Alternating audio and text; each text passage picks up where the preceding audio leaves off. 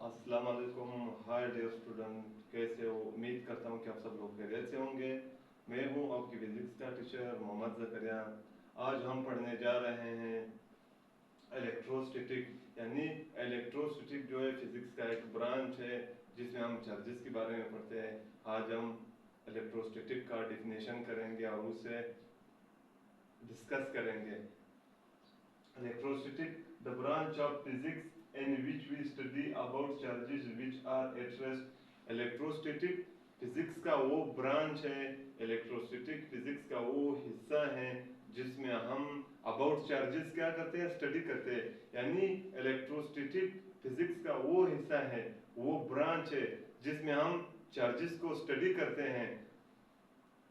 Which are at state of rest, जो rest में हो। यानी इलेक्ट्रोस्टैटिक में हम उन चार्जेस का स्टडी करते हैं, इलेक्ट्रोस्टैटिक में हम उन चार्जेस को पढ़ते हैं जो charges state of the rest में हो, यानी जो चार्जेस हरकत में ना हो, रेस्ट में हो।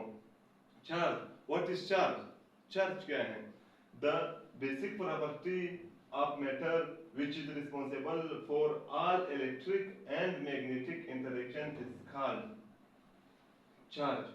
The basic property of matter which is responsible for all kind of an electric and magnetic interaction is called charge. यानी चार्ज मैटर का एक ऐसा खसूसियत है जिसकी वजह से मैटर में क्या होता है, इलेक्ट्रोस्टैटिक फोर्स ऑफ अट्रैक्शन या magnetic electrostatic force of the repulsion produce होता है, या क्या होता है, या magnetic force of attraction and repulsion क्या होता है, प्रोड्यूस होता है। यानी चार्ज की वजह से किसी मैटर पर electrostatic force of attraction and repulsion लगता है, और चार्ज ही की वजह से किसी मैटर पर क्या होता है, magnetic force of attraction and repulsion क्या हो जाता है, प्रोड्यूस हो जाता है। अच्छा, अब हम पढ़ेंगे static charge. What is static charge? Static charge कैसे होंगे? The charge which is produced by rubbing two objects is called static charge. The charge which is produced by rubbing two objects with each other is called static charge. यानी वो charges जो दो चीजों को आपस में रगड़ने से प्रोड्यूस हो जाते हैं, उन चार्जेस को हम कहते हैं स्टैटिक चार्जेस। जैसे कि आप लोगों ने ये तजुर्बा किया होगा, आप लोगों ने ये ऑब्जर्वेशन किया होगा, जब हम अपने बाल पर कंघी को रगड़ते, बार बार रगड़ते, फिर जब हम कंघी को यूं बालों की तरफ करते हैं तो बाल क्या हो जाते हैं, कंघी की तरफ खींची जाते हैं। यानी बाल, कंघी जो है वो बाल को क्या करते हैं, अट्रैक्ट करते हैं। यहाँ कंघी में जो है क्या हुआ है, चार्जेस प्रोड्यूस हुए हैं। अब उन चार्जेस की वजह से वो क्या कर रहे हैं, बालों पर अट्रैक्शन वाला जो फोर्स है वो अप्लाई करते हैं। ये किस वजह से अप्लाई करते हैं? Due to the static charge, यानी स्टैटिक चार्ज की वजह से। स्टैटिक चार्ज प्रोड्यूस कैसे हो जाता है? स्टैटिक चार्ज जब हम दो चीजों को ऐसे आपस में रगड़ते हैं ड्यूरिंग रबिंग, यानी रगड़ने के वक्त क्या हो जाते हैं, मेटल्स में चार्जेस प्रोड्यूस हो जाते हैं जिन्हें हम कहते हैं static charges.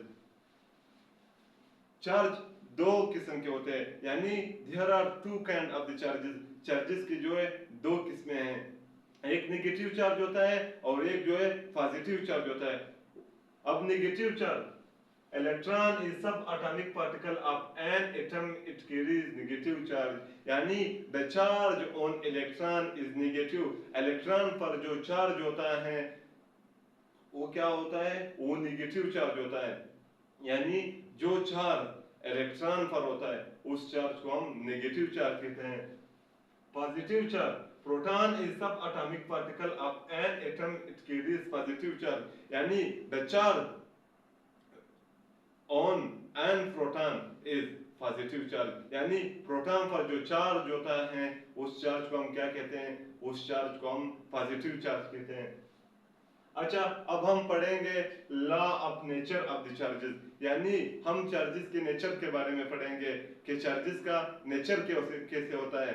According to law of the nature of the charges, यानी law of nature of charges के मुताबिक, according to this law, like charges repel each other and unlike charges attract each other.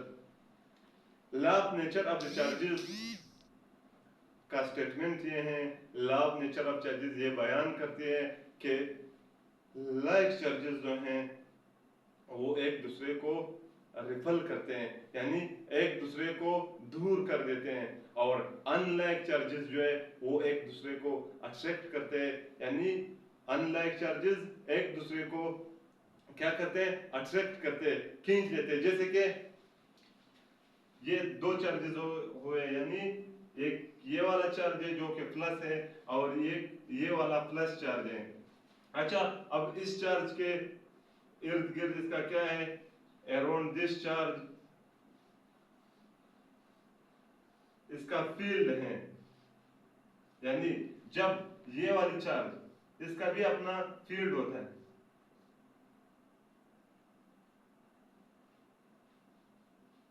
जब ये वाला charge जो है इस field में आ जाता है। अब ये क्या है, दोनों पॉजिटिव है, यानी लाइक चार्जेस हैं, दोनों सेम है। अब ये वाला पॉजिटिव जो है उसे यूं धक्का देता है, और ये चार्ज जो है वो इससे धक्का देता है, यानी जब लाइक चार्जेस एक दूसरे के करीब आए और एक दूसरे के फील्ड में आए तो वो एक दूसरे को क्या करते हैं, धक्का देते हैं, यानी एक दूसरे को दूर कर देते हैं। अच्छा, जब अनलाइक चार्जेस हो, यानी एक पॉजिटिव चार्ज हो, एक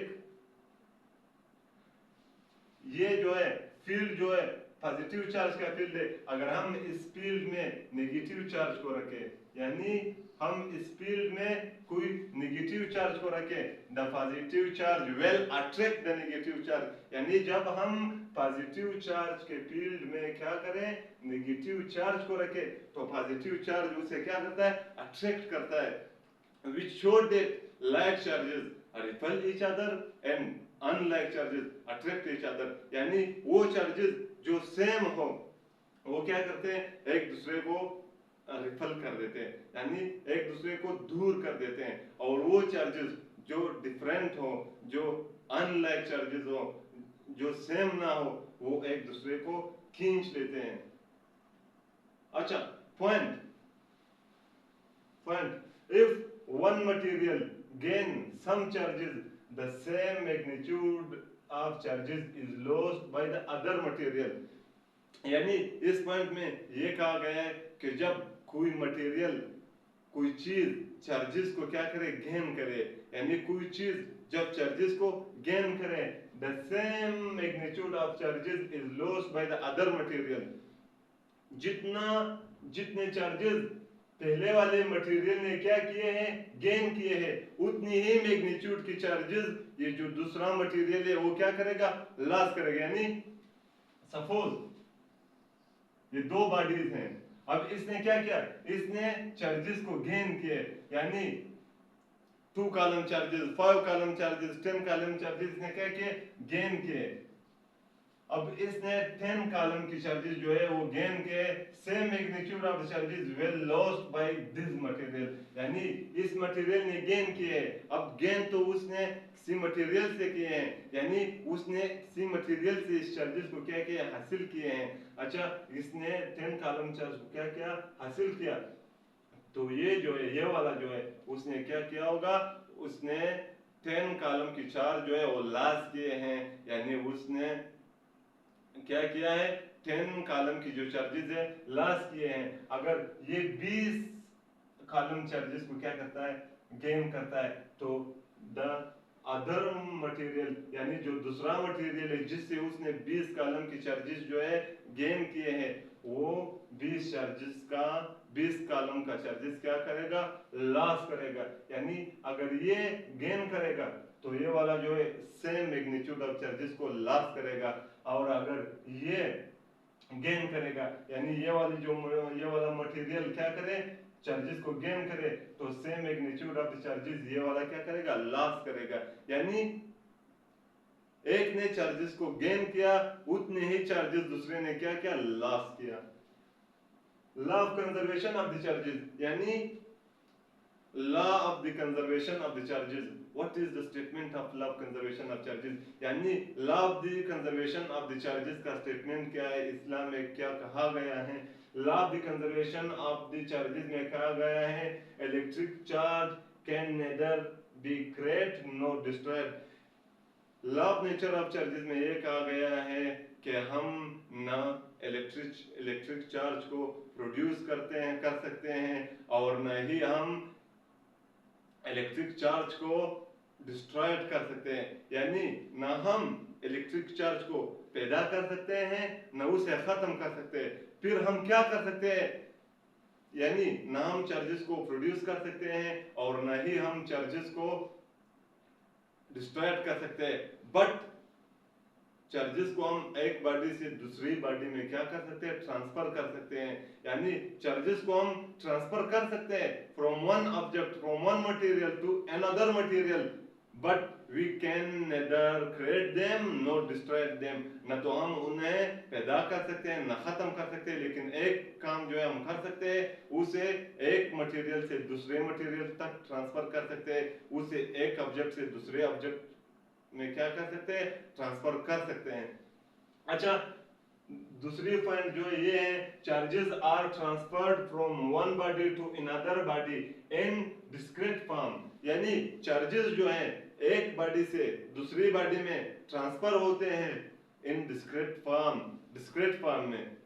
यानी सपोज एक ये वाली बॉडी है, ये वाली बॉडी है।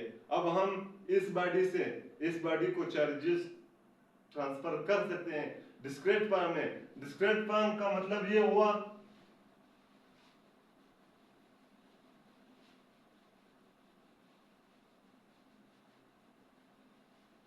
कि हम उसे यू ट्रांसफर कर सकते हैं, प्लस माइनस 1 इलेक्ट्रॉन या प्लस माइनस 2 इलेक्ट्रॉन या प्लस माइनस 3 इलेक्ट्रॉन।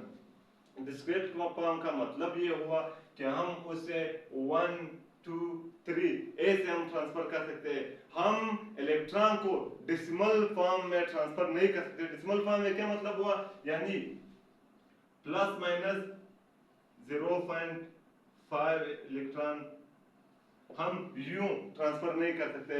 इलेक्ट्रॉन या चार्जेस एक बॉडी से दूसरी बॉडी तक ट्रांसफर हो सकते हैं, डिस्क्रीट फॉर्म में ट्रांसफर होते हैं, not in the decimal form. Decimal form में इलेक्ट्रॉन एक बॉडी से दूसरी बॉडी में ट्रांसफर नहीं हो सकते हैं, लेकिन डिस्क्रीट फॉर्म में होते हैं। डिस्क्रीट फॉर्म का मतलब ये हुआ कि plus minus 1 plus minus 2 plus minus 10 plus minus 20 plus minus 30 you वो क्या हो सकते हैं, ट्रांसफर हो सकते हैं। इस तरह ट्रांसफर नहीं हो सकते हैं कि plus minus 0.5 plus minus 1.2 plus minus 2.5 plus minus 10.7। यानी डेसिमल फॉर्म में हम चार्जेस को एक बॉडी से दूसरी बॉडी में ट्रांसफर नहीं कर सकते हैं, लेकिन डिस्क्रीट फॉर्म में चार्जेस क्या हो सकते हैं, एक बॉडी से दूसरी बॉडी तक ट्रांसफर हो सकते हैं। यानी एक मटेरियल से दूसरे मटेरियल तक जा सकते हैं charges in discrete form, not in the decimal form. Decimal form में चार्जेस एक बॉडी से दूसरी बॉडी तक ट्रांसफर नहीं हो सकते हैं। यहाँ पर वो हमारा लेक्चर का दी एंड। हमारे साथ रहिए, हमें अपने दुआओं में याद रखें। कल तक के लिए खुदा हाफिज़।